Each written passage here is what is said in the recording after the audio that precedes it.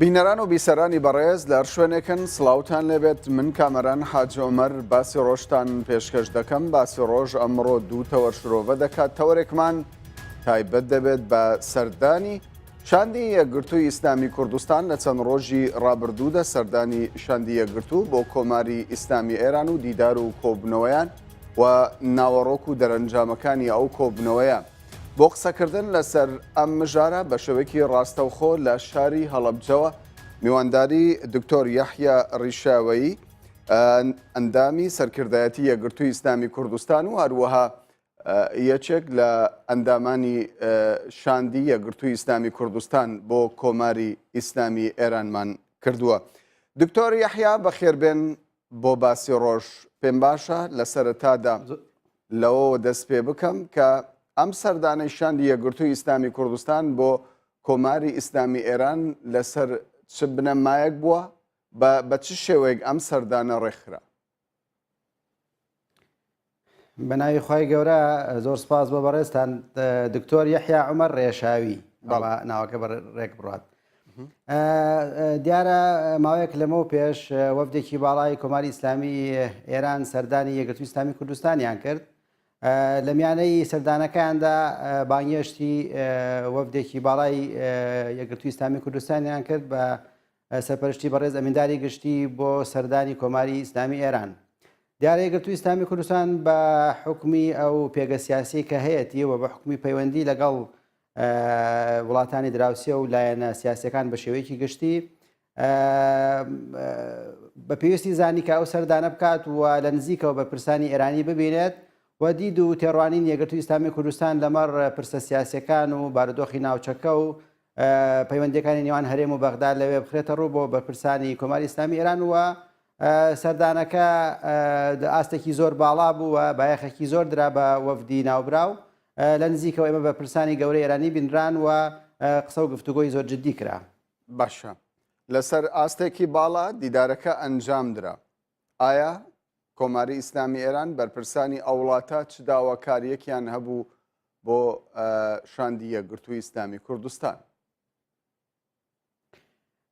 بەڵێ سەردانەکە ئەوەندەی حیوار و گفتوگۆ و ڕاگۆڕینەوە بوو، ئەوەندەی جەختکردنەوە لە هەندێک بابەتی هەستیار بوو، ئەوەندەی ڕەنگە داواکاری نەبوو بێ. لە سەرجەم سەردانەکانە ئێمە مەجموعەیەک میحوەری زۆر گرنگە بوو کە قسەمان لەسەرەکردن، وەکو باسکردن لە پەیوەندیەکانی نێوان هەرێم و بەغداوە، باسکردن لە کێشە و قەیرانەکانی هەرێمی کوردستان کە بەرۆکی هاوڵاتیانی گرتووە و قسەکردن لەسەر هەموو ئەو پرسانەی کە پەیوەستە بە ناوچەکەەوە وەکو وڵاتانی ئیسلامی وەکو تەوژمی ئیسلامی بە شێوەیەکی گشتی بە ئەمانە هەمووی میحوەر و بابەتی زۆر گرنگ کە لە سەرنجەم سەردانەکان ئێمە قسەمان لەسەرکردنەوە بە پرسانی ئەرانیش ڕاو سەرنجی خۆیان ئەخستە ڕوو. ئێمە پێمان وایە کە کۆماری ئیسلامی ئێران وڵاتێکی کاریگەر لە ناوچەکەدا و ئەتوانێت تەئسیری هەبێت لەسەر ئەوەی کە ئاراستەی ئەو کێشە سیاسیانە لە هەرێمی کوردستان و لە عێراقی شاهێ بە شێوەیەکی گشتی بە ئاراستەیەکی باشتر ببە و ببێتە فاکتەرێکی خێر بۆ ئەوەی کە ئەو کێشە و قێرانە ئاڵۆزانەی کە سەرجەم هاوڵاتیانی هەرێمی کوردستان پێوە ئەناڵێنن ئەو بتوانێت دەوری ئیجابی هەبێت. ئێمە هەموو قسەکانمان هەموو تێڕوانین بۆچونەکانمان کە بەڕێز ئەمینداری گشتی یەکگرتووی ئیسلامی کوردستان لەوێ ئەخستە ڕوو جەختکردنەوە بوو لەسەر ئەم خاڵانە. باشە، بەڵام کۆمەڵێک پرس باس کراوە بە پێی زانیاریەکان لەوانە پرۆژەی سربەخۆی کە یەکگرتووی ئیسلامی کوردستان بانگەوازی بۆ دەکات کە لەگەڵ بەرپرسانی کۆماری ئیسلامی ئێران باسییان لێوە کردووە، بەڵام لە بەرامبەردە میدیاکانی ئێران دەڵێن داوامان لە یەکگرتووی ئیسلامی کردووە کە ئەوان پابەندی یەک پارچەی خاچی عێراق بن. بەڵێ ئێمە لەسەر جەم کۆنگرەکانمانە باسی دەوڵەتی کوردیمان کردەوە و دیارە بەدڵنیاییەوە کۆماری ئیسلامی ئێرانیش بە حکمی ئەوەی چاودێری وەزع و بارودۆخی سیاسی هەرێمی کوردستانە چاک دەرکبەوە کە تێڕوانین و دیدی یەکگرتووی ئیسلامی کوردستان لەمەڕ سەربەخۆیی و لەمەڕ هەموو ئەو پرسە سیاسیانی کە پەیوەستە بە هەرێمی کوردستانەوە چییە؟ ئێمە تەنها جەختکردنەوە بوو لەو تێڕوانینە پێشووترانەمان کە لەسەر بارودۆخی سیاسی هەبوو و ئەگەر کۆماری ئیسلامی ئێرانیش باسی یەکپارچەیی کرد بێت دیارە بە حکمی ئەوەی کۆماری ئیسلامی ئێران پەیوەندی لەگەڵ بەغدا هەیە، پەیوەندی لەگەڵ عێراق لایەنە سیاسەکانی تر عێراقا هەیە و ئەمە دیدێکی تازە نییە بۆ بارودۆخی عێراق و هەرێمی کوردستان و ئەو قەیرانی سیاسەتەکە لە هەرێمی کوردستانە پێشتریش هەر کۆماری ئیسلامی ئێران هەمیشە جەختی لەسەر ئەوە کردوتەوە کە یەکپارچەی عێراقەوە ئێمە کاتێککە باسمان لە ئەو پرسانە کردووە مەبەستمان ئەوەرە بووە کە خاکی عێراق پارچە پارچە بکرێت قسەمان لەسەرەوە کردووە کە هەموو گەلێک بەڕێز ئەمینداری گشتی لە کۆنگرە ڕۆژنامە نووسەیەکەیە لە دیداری لەگەڵ سەرۆکی پەرلەمانی ئێران لەگەڵ بەڕێز عەلی ویلایەتی ڕاوێژکاری خامنەئی هەموو ئەوانە جەختی لەسەرەوە کردووە کە هەموو گەلێک مافی ئەوەی هەیە کە بڕیار لەسەر چارەنووسی خۆی بات بەڵام دیارە بەڕەچاوکردنی بارودۆخە ئیقلیمیەکە بەڕەچاوکردنی یاسا نێودەوڵەتیەکان بە یەخستنی نێوماڵی کورد ئەگەر نێوماڵی کورد یەک نەخرێ ئەگەر ئەو کێشەقەرانە کە لە هەرێمی کوردستانە هەیە ئێمە هەوڵ نەین چارەسەری بکەن باسکردن لە هەر پرسێک کە پەیوەست بە دروستکردنی کیانێک بۆ هەرێمی کوردستان ڕەنگە نەتیجەکەی بەرەو شکست بڕە بەڵام اعترافکردن بە واقعی کە ئێمە هەموو داخوازی هاوڵاتیان لەسەر ئەو پرسەی کە پەیوەستە بە بوونی کیانەکە و ئەوە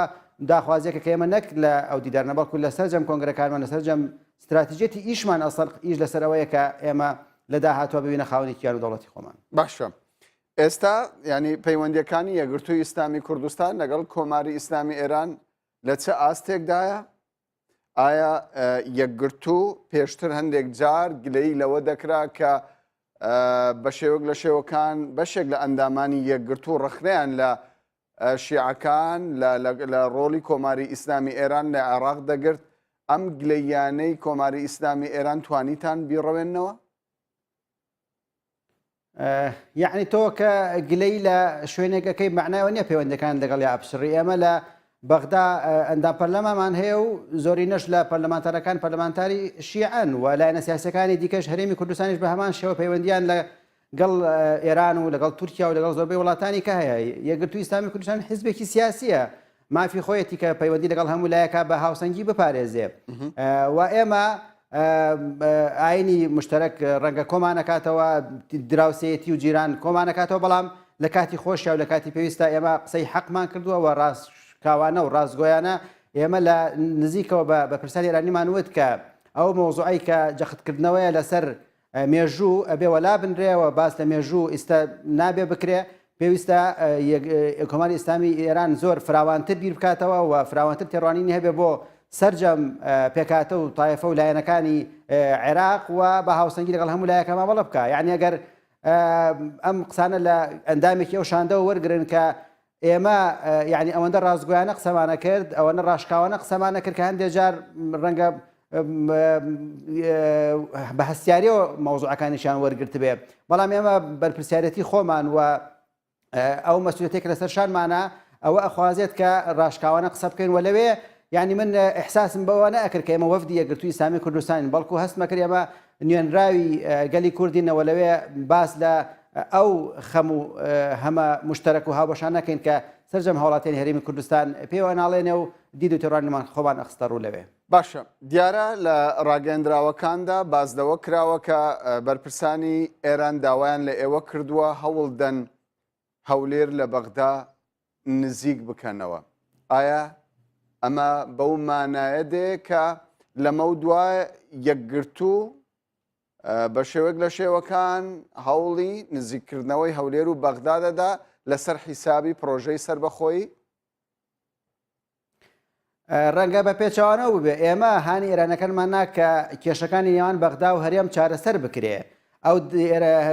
کۆماری ئیسلامی ئێران دەوری هەبێ ڕۆڵی هەبێ لەوەی لەو گرفتە و کێشانەی کە بەرۆکی هاوڵاتیانی گرتووە بەشێکی ڕبتە بە قەیرانی موچەوە بەشێکی ڕبتە بە قەیرانی سیاسیەوە و قسەمان لەسەرەوە کردووە کە ئەگەر خەونێکی شەبێ لە داهاتووە بۆ دروستکردنی کیانێک ئەبێ لە ڕێگەی بەغداوە بێت و هەموو ئەو مەوزوعانەی کە پەیوەستە بە کێشەی هەڵپێسێراون کە لە نێوان هەرێم و بەغدایە و ئاسەوارە سەلبیەکەی و باجەکەی هاوڵاتی هەرێمی کوردستانە ئێمە جەختمان نەکردەوە تۆ لای بەرپرسانی ئێران چەندین جار ئەمینداری گشتی بەڕێز ئەمینداری گشتی پێی وتونەوە جەختی لەسەر کردەوە کە پێویستە بەغدا تەفەهومی واقعی هەرێمی کوردستان بکە و هەرێمی کوردستانیش بتوانێت کە لەگەڵ بەغدا پەیوەندەکانی بەهێزکە سەردانی پێشتری بەڕێز ئەمینداری گشتی بە یاوەری بەڕێز مەسعود بارزانی بۆ بەغدا هەر لەسەر لەو سۆنگەیەوە بوو کە ئێمە هەوڵێک بوو و محاولەیەک بوو بۆ ئەوەی ئەم بارودۆخە چەقبەستووی کە لە عێراق و لە هەرێمی کوردستان هەیە بەم چەقبەستوێن نەمێنێت ئێمە لە نیەتی خێری خۆمانە و لە سۆنگەی ئیحساس بە مەسئولیەتەوە پێمان وایە کە ئەبێ ئەو کێشانە حەلکرێت. دیارە لە بەرامبەرە کۆماری ئیسلامی ئێرانیش پێیان وا بوو کە پێویستە و کێشانە چارەسەر بکرێەوە بەڵێنی ئەوەیاندا کە بە ئاراستەی چارەسەرکردنی و کێشانە ئیش بکەن لەگەڵ بەرپرسان لە بەغدا. باش بۆ چوونێکێ باز لەوە دەکا بەو پێی ئێستا باڵانسی هێز کەوتۆتە سەرشانی یەکێتی و یەکگرتووی ئیسلامی کوردستان بانگهێشتکردنی شانێکی یەکگرتوو بۆ تاران لەسەر ئەساسی ئەوەیە یەکگرتووی ئیسلامی لە پارتیەوە دوور بخرێتەوە و بچێتە بازنەی کۆمەڵی ئیسلامی و بزوتنەوەی گۆڕان. ئەگەر لەم بەرنامەی من و بەڕێسانە باسی بۆچوونی جۆراجۆر بکەین لەسەر یەکگرتووی ئیسلامی کوردستان ڕەنگە چەند ساعاتێکمان بێ بۆ ئەوەی ئەو بۆچوونانە بخەینە ڕوو، یعنی هەر کەس بۆ خۆی خەریکە وای لاتۆکو فاڵگرتنەوەی لێ هاتووە، یعنی بەداخەوە لەم هەندێک لە دەستگای میدیاکانیش بەرپرسیارانە مامەڵە ناکەن لەگەڵ ئەم پرسانە. یعنی من نمونەیەک کردووە بنەوەیەکی لەو دەستگا ڕاگەیاندانە چاوپێکوتنێکی لەگەڵ بەندا کردووە لەسەر ئەم سەردانە دوو پرسیاری کۆتایی بە ئارۆزی خۆی دوو پرسیارەکەی بڵاو نەکردوێتەوە کە پرسیاری لە من کردو مەفروضەتەوە کە پرسیار لە کەسێکی وەڵامەکەشی بڵاوکەیتەوە. پرسیارەکەی کۆتایی و لەگەڵ وەڵامەکە کە بە دڵی دەستگا ڕاگەیاندنەکە نەبووە بڵاوین لەم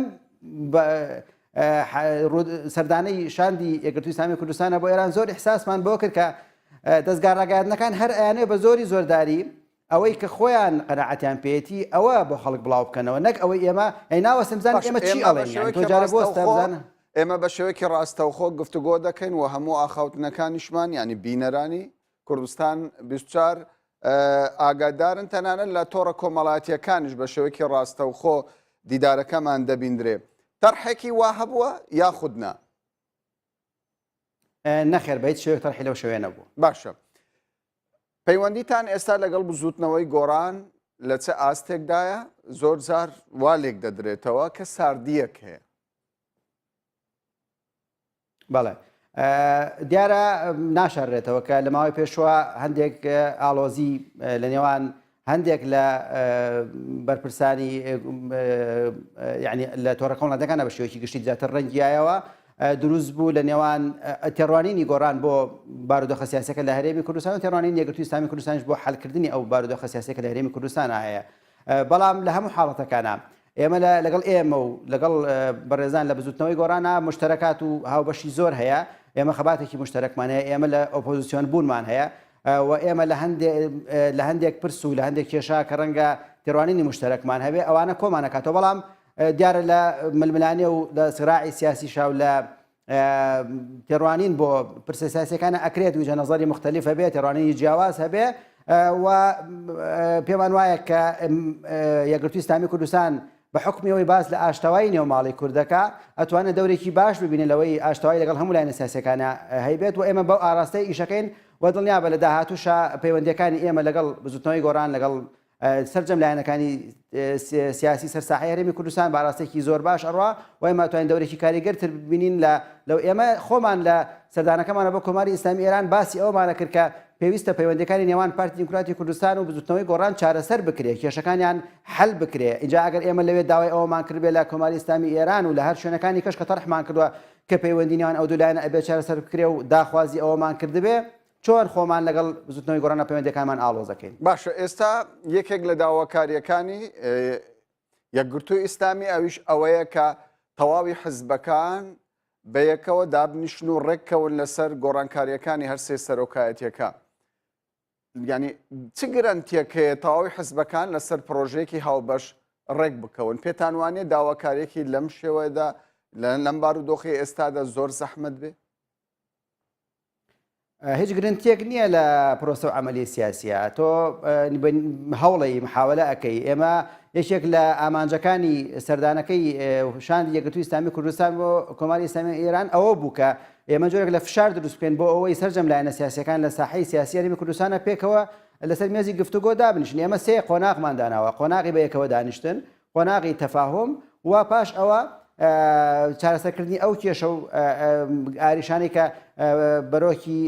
هاوڵاتیان و لە ژنگەی سیاسی هەرێمی کوردستان هەیە. ئەگەر ئەم هەنگاوانە نین بەڕاستی ناگەینە چارەسەر، یعنی ئەم ماڵجوداییە، ئەم دووریە لە یەکتر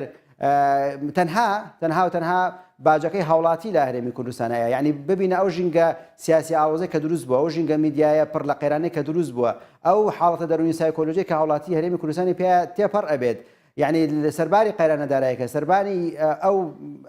ئاریشە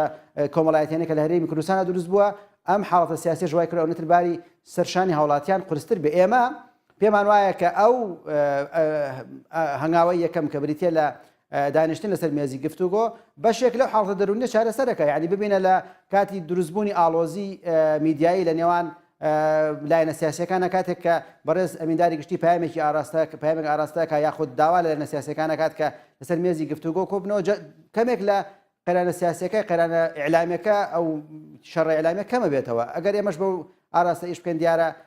وەکو جەنابەت پرسیارەکەت کرد کە ئایا گرنتی هەیە؟ نەخێر هیچ گرنتیەک نییە، بەڵام تۆ بەرپرسیارەتی ئەخلاقی بەرپرسیارەتی سیاسی وات لێکا کە ئەو جۆرە هەنگاوانە بنی. باشە، بەڵام ئێستا قسەی زۆر هەیە دەگوترێ پارتی یەکێتی یەکگرتووی ئیسلامی و چەند حزبێکی دیکە لە هەرێمی کوردستان بەبێ کۆمەڵ و بزوتنەوەی گۆڕان ڕێککەوتون لە ئایندەدا ئەگەر کۆمەڵ و بزوتنەوەش نێنە ناو بازنەکە و بەیەکەوە تەواوی کێشەکان چارەسەر دەکەن. وا ئەزانم لە 6 دووە ئەگەر ئەوانەی کە متابعی پەیامەکانی بەڕێز ئەمینداری گشتی و کۆنگرە ڕۆژنامەنووسەکەی بکەن دیبێتی لەگەڵ ڕۆژنامەنووسانە کردبێتیان و ئەو خێتابەش کە لە دەستگا ڕاگەیاندنەکانی خۆمانە هەمووی بڵاو کراوەتەوە هەر هەمووی جەختکردنەوە لەسەر ئەوەی کە یەکگرتووی ئیسلامی کوردستان ئامادە نییە هیچ لایەنێکی سیاسی لەسەر ساحەی سیاسی هەرێمی کوردستان تەریک بکرێ و بێمە پێکەوە هەر 5 حیزبە سیاسیەکە لەسەر مێزی گفتوگۆ دانیشتنەوە. یەکگرتووی ئیسلامی کوردستان لەسەر زمانی ئەمینداری گشتیەوە باس لە استحقاق ئینتیخابی کراوە کە ئەبێ لایەنە سیاسەکان استحقاق ئینتیخابیان لە بەرچاو بگیرێت کە تۆ باز لە استحقاق ئینتیخابیەکەی واتە بزوتنەوەی گۆڕان واتە کۆمەڵی ئیسلامی واتە یەکێتی نیشتیمانی واتە یەکگرتوو واتە پارتی دیموکراتی کوردستان واتە ئەم 5 لایەنە استحقاق ئینتیخابی بەپێی استحقاق ئینتیخابی پاش طبعا ئەمانە هەمووی هەنگاوی سێهەمە تۆ هەنگاوی یەکەمەوێ ئەم لایەنە سیاسیانە پێکەوە گفتوگۆ بکەن کە گفتوگۆ نەکەن ئەوە هەنگاوی سێهەم ڕەنگە شتێکی مەحاڵ بێت. باشە، ئێوە ینی ئەمینداری گشتی یەکگرتووی ئیسلامی کوردستان لە دوانیدا بازدەوە دەکات کە مانەوەی مەسعود بارزانی تا هەڵبژاردن گرینگە و ئەوان پێیان باشە بارزانی لە پۆستەکەیدا وەک سەرۆکی هەرێمی کوردستان بمینێتەوە. ینی بۆچی مانەوەی بارزانی بۆ دۆخی ئێستای هەرێمی کوردستان باشە بە تێڕوانین یەکگرتووی ئیسلامی؟ ئەدیارە ئەو جملەیە لە سیاقی ئەو دیمانەیە بوو کە ئاژانسی دەنگباس مێر لەگەڵ بەڕێز ئەمینداری گشتیە ئەنجامیدا و نازەم لە وەرگێڕانەکە لە تەرجمەکە ئەمینداری گشتی باس لە واقعی هەرێمی کوردستانەکەەوە باس لەوە کاکە ئێستا ئەمرێکی واقعەیە کە بەڕێز مەسعود بارزانی کارەکانی پۆستی سەرۆکایەتی هەرێم ئەنجامەدا و ئەزانم سەردانی بەرپرسانی دەرەوە و ئەو بارودۆخی لە هەرێمی کوردستانە هەیە هەمووی وا ئەکات کە بێتە ئەمری وە ینی مامەڵە لەگەڵ ئەمری واقعە ئێمە تێڕوانینمان بۆ ئەم مۆزوعە وازح و ڕوونە ئەم مۆزوعەیەکە ئەبێ لە ڕووی سیاسیەوە حەل بکرێ و لایەنەکان بێنە سەر مێزی گفتوگۆ پێکەوە کۆبنەوە و ئەو تەرحەی کە بەڕێز مەسعود بارزانی بۆ گۆڕینی هەر سێ سۆرەکایەتێکە خستێ ڕوو ئیش لەسەر ئەوە بکرێ و ئەزانم ئەتوانین بگەنە نەتیجەیەک بەڵام ئەگەر دیسانەوە قوانی کۆن لێبێنەوە جارێکی کەو و بڵێ یەکگرتووی ئیسلامی کوردستان وا ئەڵێت و ئەزانم ناگەین نەتیجە ئێمە ڕوئێمان وازەحە وتومانەکە پێویستە ئەو پەیامەی کە ئاراستەکرا ئیشی لەسەر بکرێت لایەن بەڕێز مەسعود بارزانیەوە ئیش لەسەرەوەی کە هەر سێ سەرۆکایەتی کە گۆڕانکاری بەسەرا بێت و بتوانین و خۆی بەڕێز مەسعود بارزانی یعنی وتوێتی و ئاڕای گەیاندووە کە ئەو ئامادەیە کە ئەو پۆستەوازی بنە بەڵام دیارە ئەبێ بارودۆخە ئیقلیمیەکە و بەدیلێکیش هەبێ لە ئەو چاوپێکەوتنە بەڕێز مامۆستا سەلاحەدین لەو ئەوەشی ینی ئەوەشی خسۆتە ڕووکە بەدیلێکە بێ بۆ ئەوەی کە خۆی کاندید کە بۆ سەرۆکی هەرێم. باشە، لەگەڵ کۆماری ئیسلامی ئێران باستان لە کێشە نێوخۆیەکانی هەرێمی کوردستان کرد ئەوان هیچ ڕایەکیان هەبوو سەبارەت بە بەو کێشانی کە لە هەرێمی کوردستاندان لە ڕووی سیاسیەوە؟ بەدڵنیایەوە یعنی لە ضمنی ئەو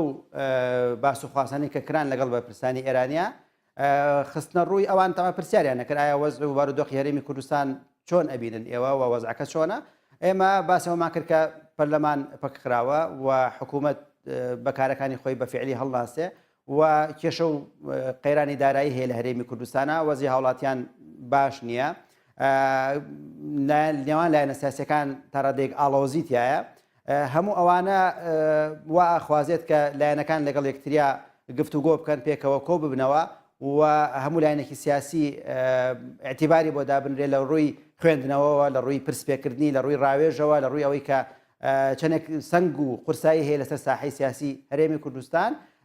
بەرپرسانی ئێرانیش لە ئەو قسانی کە بۆ ئێمەیان خستە ڕوو قسە جەختکردنەوە بوو لەسەرەوەی کە لایەنە سیاسەکان لەسەر ساحەی سیاسی هەرێمی کوردستان ئەوان جەختیان لەسەرەوە کردەوە کە هەر ئاڵۆزێک لە هەرێمی کوردستانە هەبێت ڕەنگە کاریگەری سلبی لەسەر بارودۆخی ئەمنی ئێران دروست بکە ڕەنگە بە سلبی لەسەر تەنانەت ئاڵوگۆڕی بازرگانی و ئابووری بۆ دیارە هەر ئەمنیەتێک و هەر حاڵتێکی ئاسایش کە لە هەرێمی کوردستانە هەبێ بە قازانج بۆ کۆماری ئیسلامی ئێران ئەگەڕێتەوە هەم لە ڕووی ئابووریەوە هەم لە ڕووی سیاسیەوە بۆ ئەوان ڕەنگە شتێکی باش بێ باشە یعنی لە لێدوانەکاندا ئاماژە بەوە درراوە کە لە چوارچەوەی گفتوگۆکاندا ئێوە داواتان کردووە کە پەیوەندەکان نێوان هەرێمی کوردستان و کۆماری ئیسلامی ئێران بگاتە ئاستێکی باڵاوە مەبەستان لەم ئاستی باڵایە چییە؟ یعنی ئایا لە پێشوودا هەمەهەنگێکی باش نەبوو لە نێوان هەردوولادا ساردیەک هەبووە؟ بەدڵنیایی یعنی لە نێوان هەرێمی کوردستان و تورکیا هەرێمی کوردستان و ئێران وڵاتانی دراوسێ هەڵکشان و داکشان هەیە لە پەیوەندیەکانە هەندێک جارە پەیوەندیانە ڕەنگە بەهێز بێ هەندێک جار ڕەنگە ساردی تێبکەوێ ئێمە شتێکی محەددمان نەوتوە لەسەر ئەوەی کە ئاستێکی باڵای دیاریکەوتومان ئەو پەیوەندیانە چەندێک بەهێز بێ لە ڕووی ئابووریەوە ڕەنگەم ئیسفادێ بکەین لە ڕووی سیاسیەوە ئیستیقرار ڕەنگە زیاتر بێ و قسەکردن بۆ بەعام بە شێوەیەکی گشتی لەسەرەوەی کاریگەری کۆماری ئیسلامی کوردستان لەسەر هەرێم بۆ حەلکردنی ئەو کێشانەی کە لە ناو هەرێمی کوردستانە هەیە. باشە لە ڕابردوودا ینی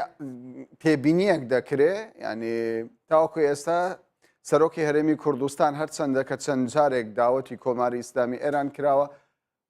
سەردانی ئەو وڵاتەی نەکردووە ینی باستان لەو تەوەرە کردووە کە بە شێوەیەک لە شێوەکان گەرم و گوڕی جارێکی دیکە دروست ببێتەوە؟ نەخێر ئەو بابەتە قسەی لەسەر نەکراوە. باشە سەبارەت بە حەشدی شعبی لە گفتوگۆکانی ئێوەدا هیچ قسەیەکی لەبارەوە کرا بە تایبەت هەندێک جار ینی لە هەرێمی کوردستانەوە خەڵکی کوردستان حەشدی شعبی بە هەڕەشەیەکی ئایندە بۆ سەر هەرێمی کوردستان دەبینن. بە تەحدید باسی لایەنێکی معەن نەکرا باسی حەشتی شعبی هەر لایەنێکی چەکداری تر بەڵام ئێمە بەعام بە شێوەیەکی گشتی جەختکردنەوە بوو لەسەرەوەی کە کۆماری ئیسلامی ئێران پێویستە فراوانتر گەورەتر گشتگیرتر بڕوانێتە بارودۆخی سیاسی هەرێمی کوردستان تائیفە و لایەنێکی معەن تەخسیس نەکا بە احتیمام و بایەخپێدان بەڵکو ئیستیقراری عێراق ئیستیقراری ئێرانیشە ئیستیقرارەکە بەوە بێت کە هەموو لایەنەکان بخوێنرێنەوە و فشار بخێتە سەر لایەنە سیاسیەکان کە ڕەنگە بە حکومی هاو مەزهبیان نزیک بن لە کۆماری ئیسلامی ئێران بۆ ئەوەی ئەم کێشە و قەیرانانێک کە بەرۆکی هەڵاتێنی عێراقی گرتووە و عێراقی بەرەو نائارامی بردویانی ئەوان بەرپرسانی ئێرانی باسی ئەویان نەکرد کە مەواردی طبیعی و داهات یعنی بودجەی عێراق زۆر زۆر فراوانتر و زیاترە لە ئێران بەس بەداخەوە بژێوی هاوڵاتیان زۆر خراپە و ئێمە قسەمان لەسەر کرد کە هەمووی سەبەبەکەی ئەوەیە کە خلافات و ناکۆکی سیاسی هەیە گەرە و ناکۆکی سیاسیانە حەلکرێ دیارە عێراق وڵاتێکی دەوڵەمەندەوە ئەکرێ بەرەو بارێکی ئابووری زۆر باشتر بڕات. باشە لە پێشوودا ینی تاران بە ڕاشکاوی دژی پرۆژەی سربەخۆیی بوو لە بۆ باشووری کوردستان ئەم جارەکە باسی سربەخۆییتان کرد هەڵوێستی ئەوان هیچ گۆڕانکاریەکی بەسەردا هاتبوو؟ یعنی بە معنای دژایەتیکردن شتێکی وامان نەبیست کە دژایەتیکردنی زۆر تۆخ بێت بەس تەنها قسە لەسەر ئەوە بوو کە ئەوان ئەیانوێت پەیوەندی هەرێم و بەغدا بەهێزتر ببێت دیارەکە قسەکردن لەسەر پەیوەندی بەغدا و هەرێم بەهێز بێ واتە یعنی یەک کیان و یەک وڵات و باسی بارودۆخە نێودەوڵەتەکەیان کرد باسی یاسای نێودەوڵەت ئەوە باسی ئەویان کرد کە ئەبێ ئێوە ئامادەسازیتان هەبێت لە ڕووی یعنی نێوماڵی کورد ڕێک بخرێ ینی قسەکردن بوو لەسەر ئەوەی کە ئەو ناکۆکیانەی کە لە هەرێمی کوردستان ڕەنگە مساعد نەبن بۆ ئەوەی تۆ باز لە خەونی لەو شێوە بکەی هەن لە هەندێک تێڕوانینە ئەو جۆرە سەرنجانە ئەنەوت کە ئێوە وەزع و بارودۆخی ناوداخلی خۆتان ڕەنگە ئەوە باش نەبێت تا بتوان باس لە خەونی وکەن بەڵام ئێمە دیارە ڕوانی خۆمان خستە ڕووە ئەوانیش لە بەرامبەر ئەو جۆرە وەڵامانیان هەبوو. زۆر باشە دوا پرسیارم ئەوە دەبێت گە بە کورتی وەڵامم بدەیتەوە دکتۆر یحیانی ئێستا گفتوگۆکان ماوەیەکە دەستی پێ کردوتەوە ئێوە وەکو یەکگرتووی ئیسلامی کوردستان لەگەڵ میکانزمی چۆنیتی بە ڕۆژچوونی گفتوگۆکانن یاخودنا.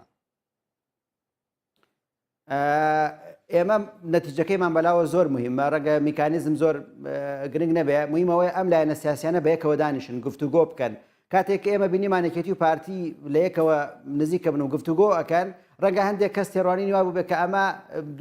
وەلانانی هەندێک لایەنی سیاسیە و ڕەنگە لەما یەکگرتووی ئیسلامی کوردستان شتیایە زەرمەند بێ بەڵام ئێمە چاوەڕێی ئەوەین کە ئایا ئەم گفتوگوانی نێوان نێکێتی و پارتی نەتیجەکەی چیە بێ و ئایا خوێندنەوەی لایەنە سیاسەکان و ئایا ئەم بارودۆخە قەیراناوەی کە لە هەرێمی کوردستان هەیە ئەتوانن چارەسەری بکەن ئێمە هەز لایەنێک بتوانێت بە ئاراستەی چارەسەرکردنی کێشەکان ئیش بکات ئێمە دەستخۆشی لە یەکەین و ئەوەندەی ئەرک و بەرپرسیارەتی لەسەر شانمانە ئێمە بەدەم ئەو داخوازانە بڕێن کە نیەتیایە گەڕانەوەی سەقامگیری سیاسی بێ بۆ سەر ساحەی سیاسی هەرێمی کوردستان. دکتۆر یحیە عومەر ڕێشاوی ئەندامی سەرکردایەتی یەکگرتووی ئیسلامی کوردستان کە بە شێوەیەکی ڕاستەوخۆ لە شاری هەڵەبجەوە لەگەڵمان بووی زۆر زۆر سوپاست دەکەین.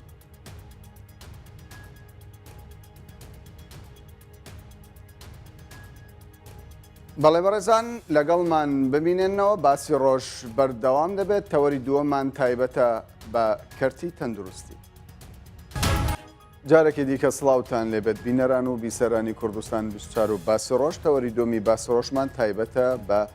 خزمەت گوزاریەکانی کەرتی تەندروستی بە تایبەت لە شاری هەولێر بۆ قسەکردن لەسەر ئەم مژارە بە شێوەیەکی ڕاستەوخۆ لە ستۆدیۆی سنتەر میوانداری دکتۆر سامان حوسێن بەرزەنجی بەڕێوەبەری گشتی تەندروستی هەولێرمان کردووە. دکتۆر بەخێر بێن بۆ باسی ڕۆژ با باز لە ڕەوشی تەندروستی بکەین. پێشتر پلانێکتان هەبوو کە ئەو خەڵکانەی بریندار بوون نەخۆش بوون سەردانی نەخۆشخانەکانی هەولێریان دەکرد لە شەڕی داعشدا پێم وایە ئامارێکتان لەبەردەستە ئەگەر وردەکاری زێدەتر لەسەر ئامارەکە بخەیتە ڕوو لە ماوەی ڕابردوودا چەند نەخۆش و بریندار سەردانی نەخۆشخانەکانی هەولێری کردووە. بەڵێ زۆر سپاس ئێوارەتان باش. بەڕاستی ئەو شەڕی دوایی ڕزگارکردنی پرۆسی ڕزگارکردنی شاری مووسڵ کە لە هەفتەی ئۆکتۆبەر دەستی پێکرد لە ساڵی ڕابردوو ئێمە پێشتر خۆیمان پلانێکی داڕێژامان هەبوو بۆ ڕوبەڕووبوونەوەی شەڕی داعش لە زیاتر لە 2 ساڵی ڕابردوو لەگەڵ برا پێشمەرگە قارەمانەکان لەگەڵ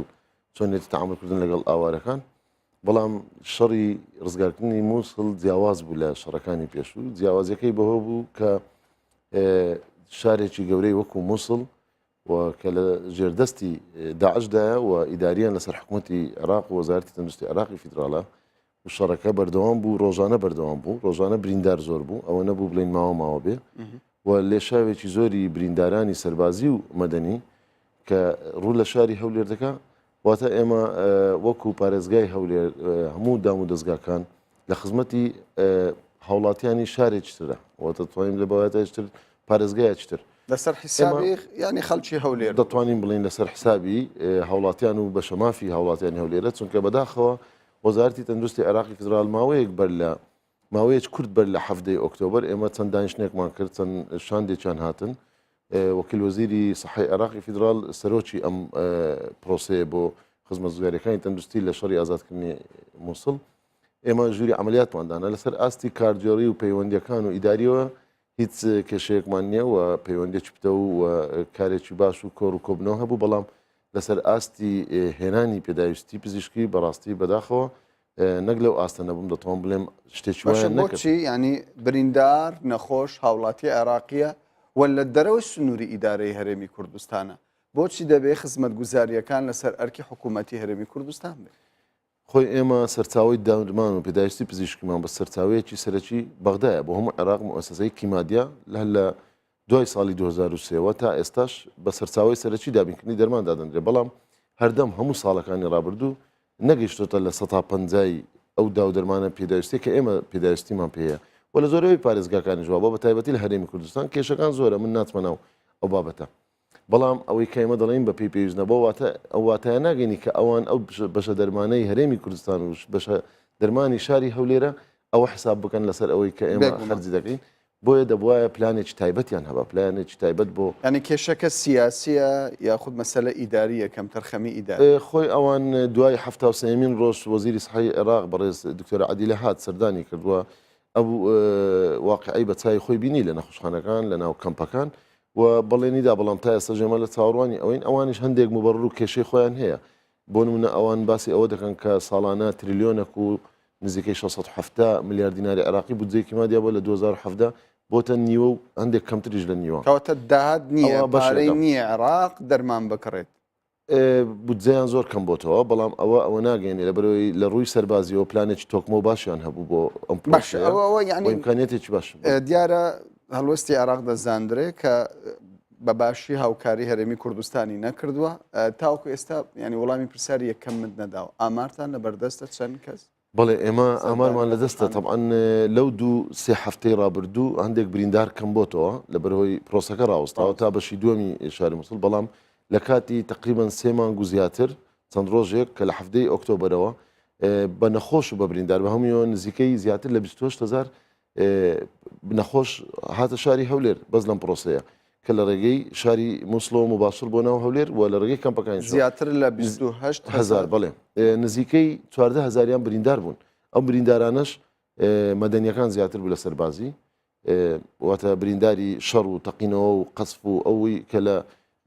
کۆڵان و گەڕەکەەکانی ناو شاری مووسڵ بەڕاستە خۆ تەمان ئێمە پلانمان هەبوو ئەو پلانەی کە داماننا لەگەڵ چەند لایەنێک پەیوەندەر بە تایبەتی لە گەڕەخرای تەنسوی جیهانی دەبڵێت چۆن چەند تیمێکی 27 ئەمبولانسی شەو و ڕۆژ 24 کاتژمێری لە مەفرەقی آخر پوینت پێ بدەن چێک پوینتی هێزەکانی پێشمەرگە لە مەفرەقی بەرتڵە حەمدانیە لەوێەوە فەرماگەی تەمسیە لێ لە ڕێگەی تیمەکان و کارمەندە تەندروستیە بەڕێزەکان کە ڕاهێنراون لەو بوارە کاریان ئەوەیە بریندارەکان دەگەینە ناو شاری هەولێر باش ئێمە ناچنە ناو شوێنی هاتنی بریندارەکان یاخود نەخۆشەکان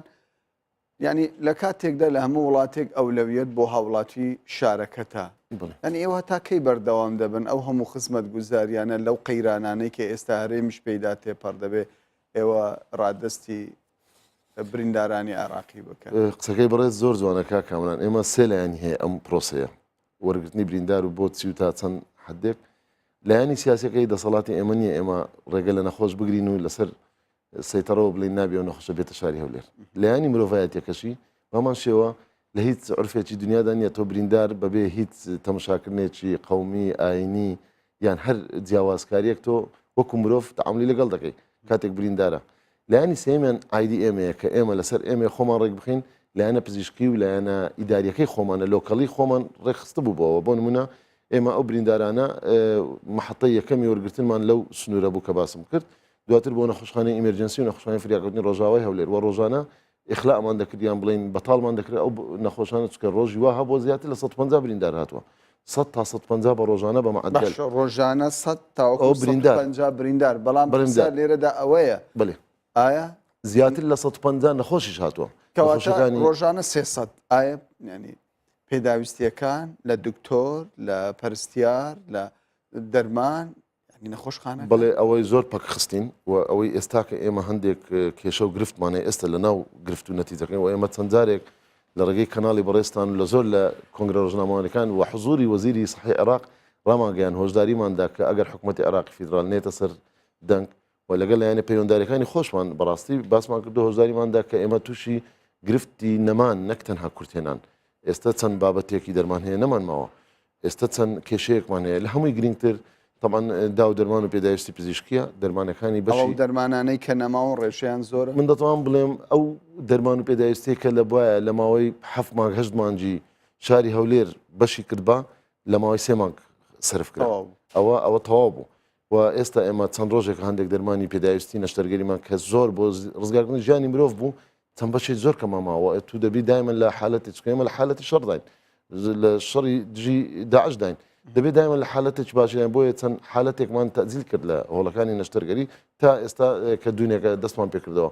بۆیە ئەوانە پێداویستی زۆر گرنگن و وەفدی عێراق پێش 2 هەفتە دیسان لێرە بوو و ڕۆژانەش پێیان ڕدەگەینین و ڕێکخراوەکانی تریش بەڵام ئەو پێداویستیانەی کە ئێمە پێویستمان پێەیە ڕەنگە زۆر ڕێکخرا و ڕێکخراوەکانی نێودەوڵەتی و خێرخوازەکان تا ئێستا نەیانتوانیە کەواتە گەیشتونەتە حالەتێک کە پێی بگوترێت قۆناغێکی مەترسیدارە لە نەخۆشخانەکان بەهۆی نەبوونی دەرمانی پێویست خۆی کاکەمانە لەبەرەوەی سەری ساڵ بە سەراحەت من بێت بڵێم بێگومان گلەی هەیە وڵاتیان بەردەوام بەڵێ من ئێمە خۆمان گلەیمان کرد سێ چار هۆکار هەبوو کە داو دەرمان و پێداویستی کەم بکە هۆکاری یەکەمیان وەکو باسم کە ئەو لێشاو زۆرەی نەخۆشە چکە ڕۆژانە هەندێک ڕۆژەیە دەگاتە ١٨ مڕازعەکانی نەخۆشخانەی لە دایکبوون و منداڵان و لە بەڕێستان ئاگدارن لە نەخۆشانی ئاوارەکانە هەندێک لە نەخۆشخانەی راپەڕینی منداڵان ئەگەر بەڕێستان بچن تەماشا بکەن لە زیاتر لە 150 هەندێک 160 منداڵەکان بریتە لەو منداڵی ئاوارە و پەناهندەکان چونکە ژێرخانی تەندروستی لە شاری مووسڵ تا ئێستا ئەو ژێرخانە تەنها فریاگوزاری خێرای سەرەتایی پێشکەش دەکات تەنانەت تەلقیحات لەگە ئێمە لقاح و هەڵمەتەکانمان بۆ ئەنجامدا ئەوەی ئێستا چەند بنکەیەکیان کردوێتەوە بەڵام نەشتەرگەری تێدا ئەنجام نادرێت نووسنی نەخۆش و داخلبوون و خوێن وەرگرتن و کۆمەڵێک شتەیە کە لە نەخۆشخانەوەتە لە نەخۆشخانە نەخۆشی درێژخانەکان نەخۆشەکانی جەڵتە و نەخۆشەکانی باتنی نەخۆشیەکانی خوێن و شێرپەنجە ئامارمان بەس لە دەستە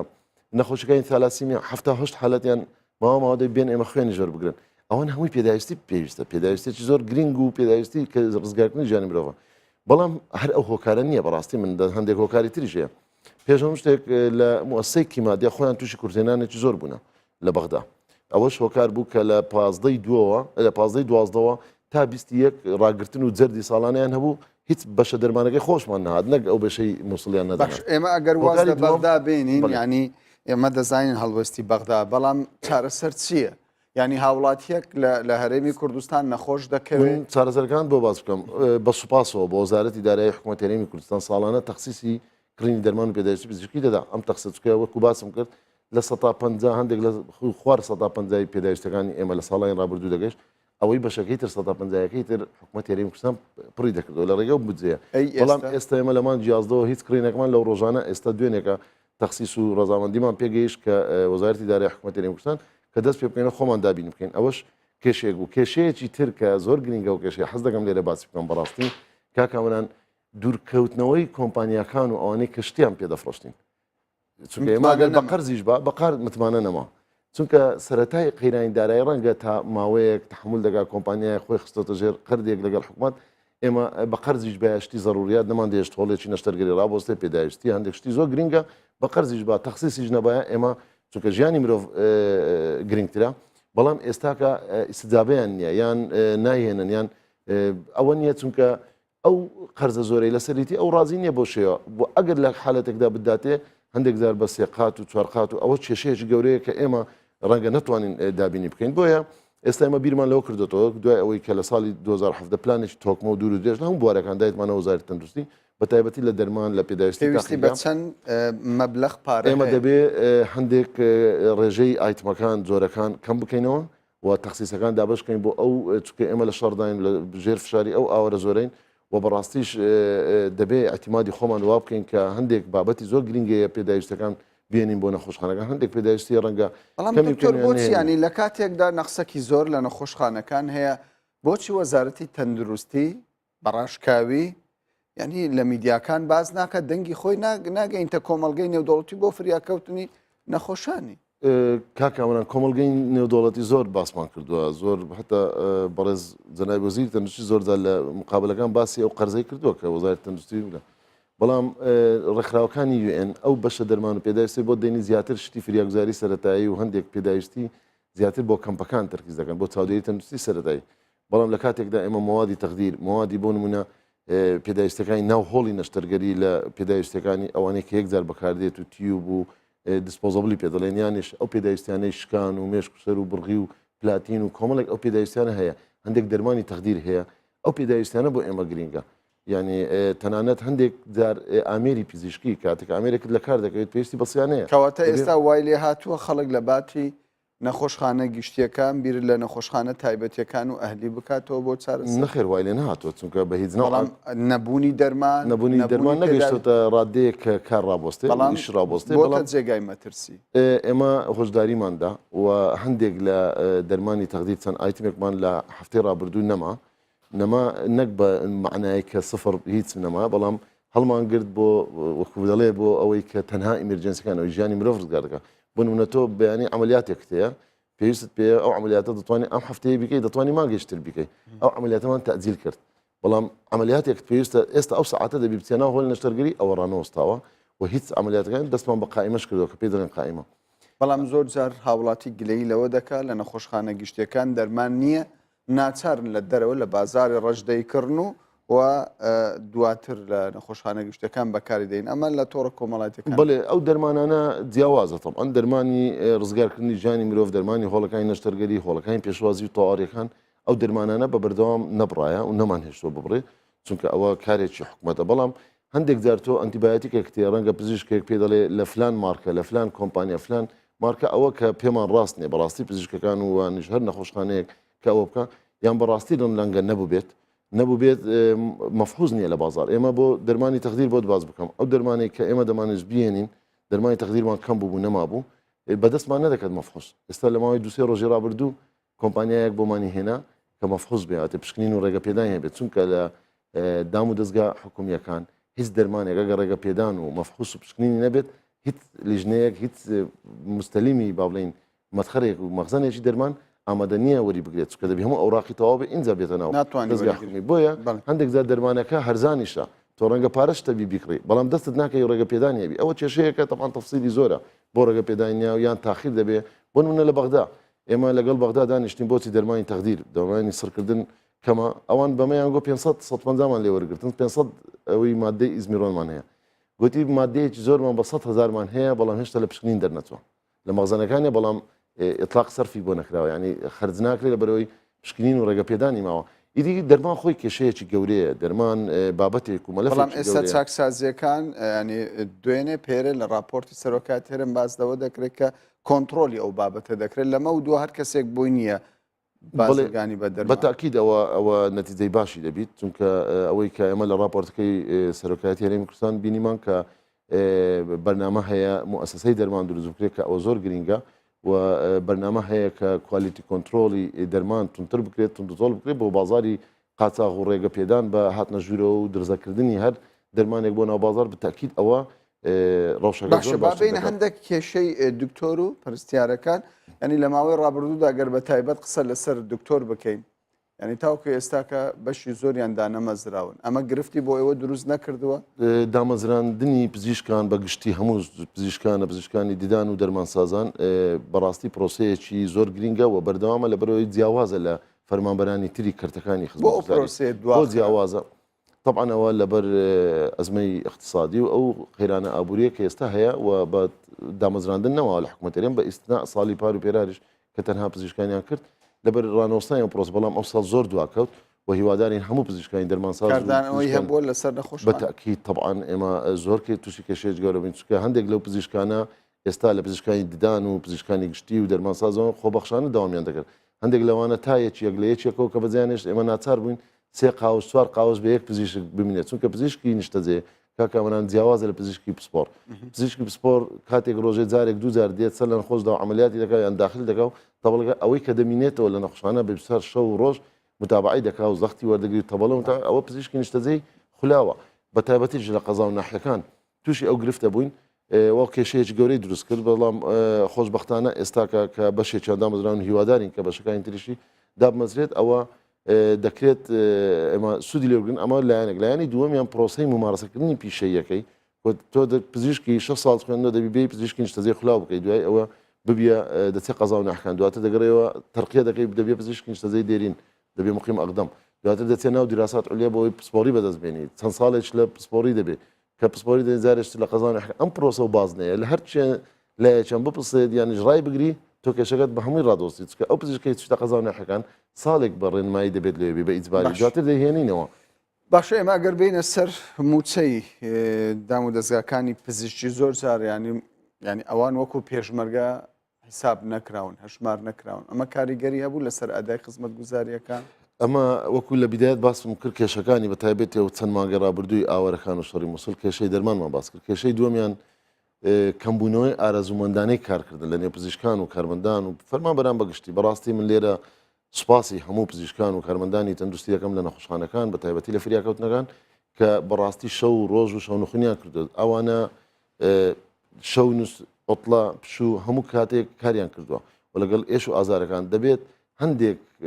دەرماڵە و خەرجی هەیە بە دەربێ لە ڕێنماییەکان وەکەوەی بە سوپاسەوە حکوومەتێرم لە ساڵی پارەوە ئەو بڕی پارێهاندانی دابین کرد بەڵام ئەوە دەبێت بە شێوێکی بەردەوام بێت و تۆ بتوانیت جیاوازی بکەیت لە کەسێک کە فەرمانبەرە و لە کەسێک کە شەو ڕۆژ ئێشگری دەگرێت و دەمێنێتەوە سەرڕای ئەوەش تیمەکانی کە لە ناو ئاوارەکانن لە سەنگەرەکانی پێشمەرگە و سەنگەرەکانی شەڕکردنن ئەوانەش دەبێت بەڕاستی هەژمارکردنی خەرجیەکانیان وەکو بەستەنها ڕاتبە نەبێت و ئەو ڕاتبە دەبێت حسابێکی بەو کرێکە ئەوە وەکو پێشمەرگە ئاسایەک لەوانەیە تووشی گرفتی ترسناچی بریندار بوون. ئەگەر ئامارتان لە بەردەست هەبێ ینی خەرچیەکانی کەرتی تەندروستی لە هەولێر ساڵانە چەندە ئەگەر شتێکی واتان لە بەردە نی ساڵانە پێویست بە چەند مەبلەغ پارە دەکات بۆ ئەوەی کەرتی تەندروستی لە پێشکەشکردنی خزمەت گوزاری بەردەوام. ئێمە بەڕاستی خەرجیەکانی ساڵانی ڕابردوو زیاتر لە بەڕاتبەوە بەتەمان موچەی کارمەند و پزیشک هەموو ئەوانە لەگەڵ خەرجەکانی تەشغیلیوانە زیاتر لە 200 بەڵام لە 2 ساڵ و 250 میلیارد دیناری عراقی بوو بەڵام لە 2 ساڵی ڕابردوو ئێمە لە ساڵی 2015 و لە 2016 دەستمان بە پرۆسەیەکی چاکسازی و کەمکردنەوەی خەرجی کرد. پرۆسەیەک نەمان هێشت تەسیل لەسەر خزمەت گوزاری بکە بەڵام بە شێوەیەکی گشتی و هەڵواننداوە خەرجەکان کەم بکەینەوە جگەلەوەی کە موچەی پاشەکەوت خۆی کەم بۆتەوە بەڵام خەرجەکانی خایانکردنەوەی نەخۆشخانەکان خەرجەکانی خواردن دابینکردنی خواردن بەکرێگرتنی ئۆتۆمبیلەکان کاتم تەواو بۆ زۆر کەمماوە بەڵێ لە سەتا بەڵێ ئەوی باست کرد تەنها لە ساڵی 2016 بە بەراورد لەگە 2015 لە 152 خەرجەکانمان کەم کردێتەوە واتە لە 287 میلیارد دیناری عراقی بۆتە 138 میلیارد دیناری عراقی بڕی 109 میلیارد دینار کەم بۆتەوە بە ڕێژەی 152 کەو خەرجیانەش زۆر بابەتەکانە کە بە ملیارەها مەزن دەدەکرێت. ئەمە لەسەر حسابی خزمەت گوزاری بووە یا نەخێر هەوڵمانداوە لەسەر خزمەت گوزاری نەوێت بەتاکید لە بواری هەندێک تمۆح و ئەوەی ئێمە نەبووە کە ئێمە پێشبینیمان کردووە و یانش ئەگەر لەبەر قەیران نەبێت ڕەنگە تۆ بەرنامەکان دراوەستا و بە تایبەتی بەرنامەکانی بیناسازی و مەشارعی دابینکردنی ئامێری پزیشکی و کۆمەڵێک پێداویشی تەیە کە بەهەیە سی چرکەم ماوە بۆ شەڕی ئایندەی مووسڵ ئەم بەری بیرتان لەوە نەکردوەوە نەخۆشخانەی گەڕۆک دابنێن لە دەرەوە ینی ئەو نەخۆشانە سەردانی هەولێر نەکەن. ئێمە دوو کۆبنەوەمان ئەنجامدا لە هەفتەی ڕابردوو بۆ بەشی دووەمی لەگەڵ ڕێکخراوی دەنجزیانی و دایرە سەحی مووسڵ کە ئەو جاریان لە خەتی بنکەی تەندروستی گوێر و لە حەمام عەلیل و شەلالاتەوە لەوێ بریندار زیاتر دێ بەر تیمەکانی گەڕۆک زیاد دەکەین ئەوەی کە لە ڕێگەی مووسڵ هەبوو دەهێن لە ڕێگەی مەخمور و ڕێگەی گوێڕیش لەوێەوە بۆ ناو نەخۆشخانەکان دێت و دایرە سەحی مووسڵیش بەرنامەیان هەیە ئێستا نەخۆشخانەیەکی گەڕۆک لە بەرتلە دانراوە کە هەندێک فریاگوزاری خێرا و سەرەتایی دەکات دواتر نەخۆشکردنێتە شاری هەولێر بەرنامەیان هەیە هەندێک نەخۆشخانە بەکار بخەن وەکو نەخۆشخانە بتوان نەشتەرگرن بەڵام تا ئێستا بەکار نەخراوە ئێمە ئامادەیمان دەربڕی لە ڕووی لۆجستیەوە بتڵی ئۆکسجینە یان خوێنە ئەوانیان بۆ دابین بکەین تا خۆیان دەگەنەوە سەر پێ ئێمە ئامادەیمان دەربڕێ بەڵام هیوادارین ئەم پرۆسەیە بەسەرکەوتوی لە ماوەیەکی کورت و بەبێ زەرێکی زۆر. دکتۆر سامان حوسێن بەرزەنجی بەڕێوەبەری گشتی تەندروستی شاری هەولێر زۆر سوپاس دەکەین. بینەرانی بەڕێز سوپاس بۆ ئێوەش کە کاتی خۆتان بە ئێمەدا.